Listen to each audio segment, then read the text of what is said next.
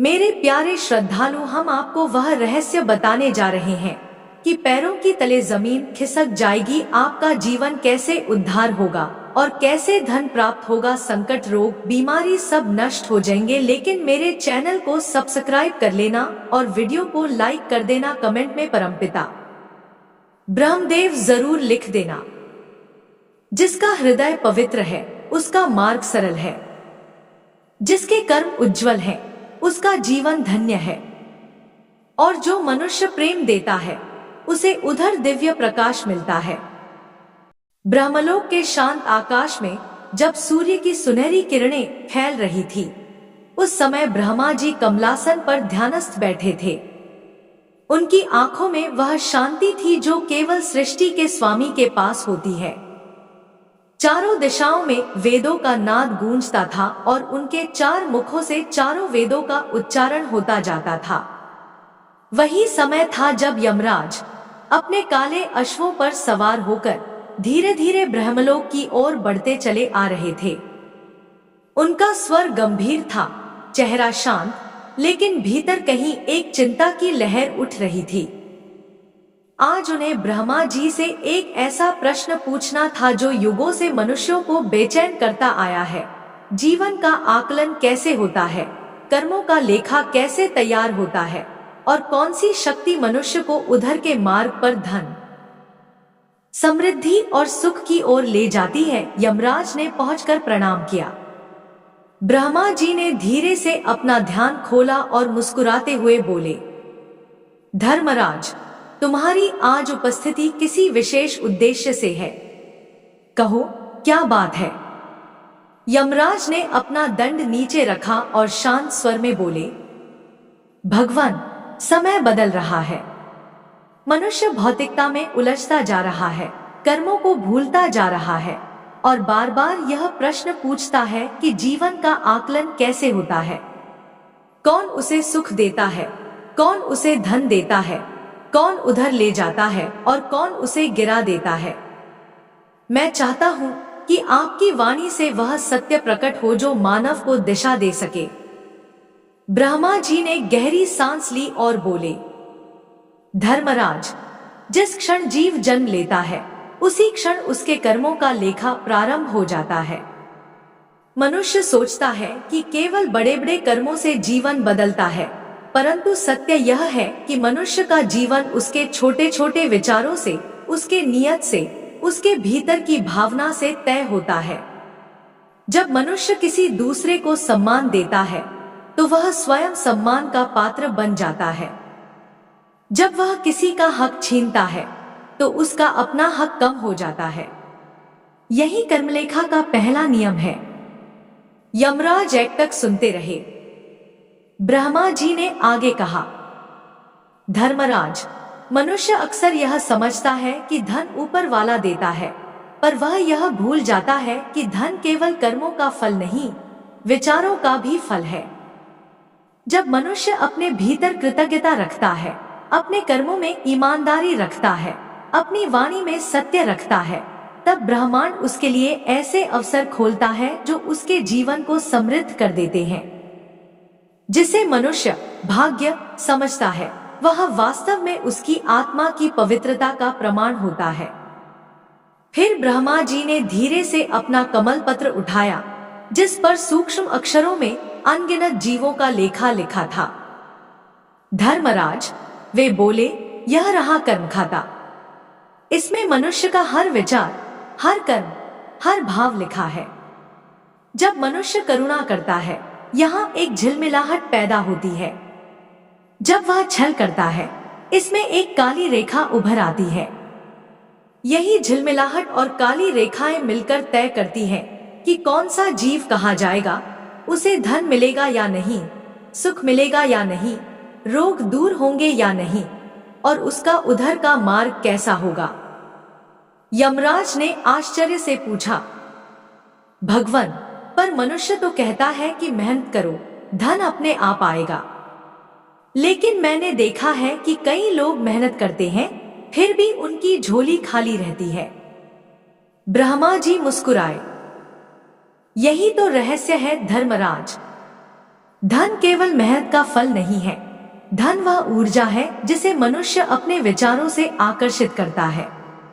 यदि मनुष्य भीतर से भय में जी रहा हो, कमी में जी रहा हो, शक में जी रहा हो, तो धन उसके पास आकर भी टिकता नहीं। परंतु जब मनुष्य अपने भीतर स्वच्छता रखता है, विश्वास रखता है, किसी को नुकसान पहुंचाए बिना आगे बढ़ना चाहता है, तब उसकी आत्मा में वह चुंबकत्व पैदा होता है जो धन को उसकी ओर खींचता है। इसके बाद ब्रह्मा जी ने एक बड़ा रहस्य बताया। धर्मराज, मनुष्य का उधर अर्थात मृत्यु के बाद का मार्ग उसकी मृत्यु से नहीं, उसके जीवन से तय होता है। जब मनुष्य अपने जीवन में किसी का सहारा बनता है, किसी को आंसू भरे समय में सहलाता है, किसी के घाव पर मरहम लगाता है, तब वही करुणा उसके लिए उधर मार्ग को सरल कर देती है। जो मनुष्य सुख देता है उसे उधर सुख मिलता है। जो मनुष्य वचन देता है उसे उधर सम्मान मिलता है। जो मनुष्य श्रद्धा से अपने कर्म करता है उसे उधर दिव्य प्रकाश मिलता है। यमराज बोले, परंतु लोग तो डरते हैं उधर के न्याय से। वे सोचते हैं कि मृत्यु के बाद केवल दंड है। ब्रह्मा जी ने करुणा से कहा, उधर दंड नहीं है धर्मराज, उधर केवल सत्य है। मनुष्य ने जैसा बोया वैसा पाया। यदि उसने प्रेम बोया है तो उधर उसे प्रेम की वर्षा मिलेगी। यदि उसने द्वेष बोया है तो वही द्वेष उसके मार्ग में कांटे बनकर खड़ा होगा। तभी दिव्य प्रकाश फैलने लगा, जैसे सृष्टि का कोई अनदेखा पक्ष प्रकट हो रहा हो। ब्रह्मा जी बोले, अब मैं तुम्हें वह दृश्य दिखाऊंगा जो केवल देवताओं को ही देखने की अनुमति है। उन्होंने हाथ उठाया और युगों का दृश्य सामने फैलने लगा। एक मनुष्य दिखा, गरीब, दुखी, निराश, लेकिन वह रोज मंदिर की सफाई करता था, क्योंकि उसे लगता था कि किसी भी देवता का घर स्वच्छ रहे, यही उसका छोटा सा योगदान हो सकता है।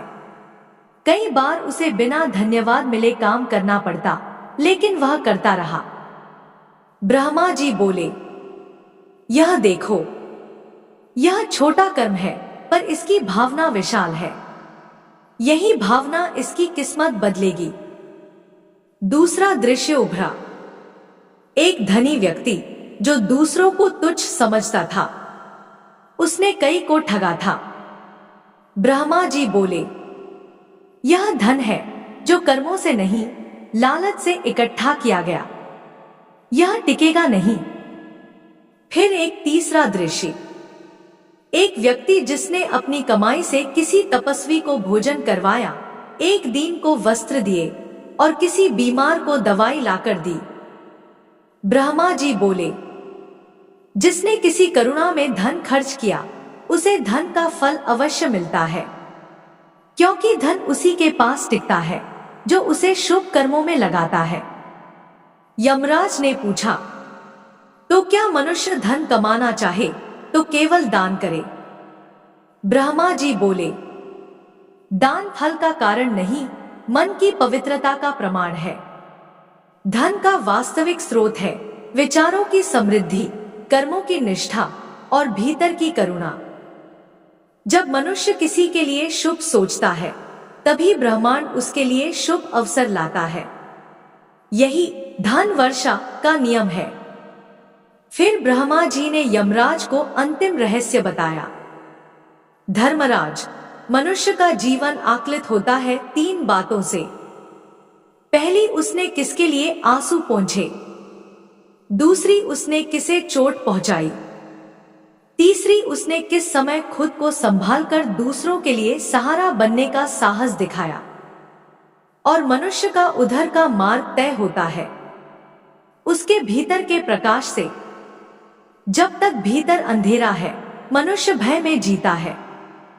जब भीतर प्रकाश है, मनुष्य सुख, धन, समृद्धि और उन्नति में जीता है। यमराज गहरे चिंतन में डूब गए। उन्होंने प्रणाम किया और कहा, भगवान, मैं यह संदेश मनुष्य तक पहुंचाऊंगा। ताकि वह समझ सके कि जीवन केवल सांसें नहीं बल्कि कर्मों की यात्रा है। धन केवल सिक्के नहीं बल्कि पुण्य की ऊर्जा है, और मृत्यु केवल अंत नहीं बल्कि अपने कर्मों के सत्य से सामना है। ब्रह्मा जी मुस्कुराए और बोले, जाओ धर्मराज, सत्य वही है जिसे हृदय स्वीकार करे और कर्म सिद्ध करे। यमराज अपने अश्वों पर सवार होकर ब्रह्मलोक से प्रस्थान कर गए और ब्रह्मांड में वह संदेश फैल गया कि जिसका हृदय पवित्र है उसका मार्ग सरल है, जिसके कर्म उज्जवल हैं उसका जीवन धन्य है, और जो मनुष्य प्रेम देता है उसे उधर दिव्य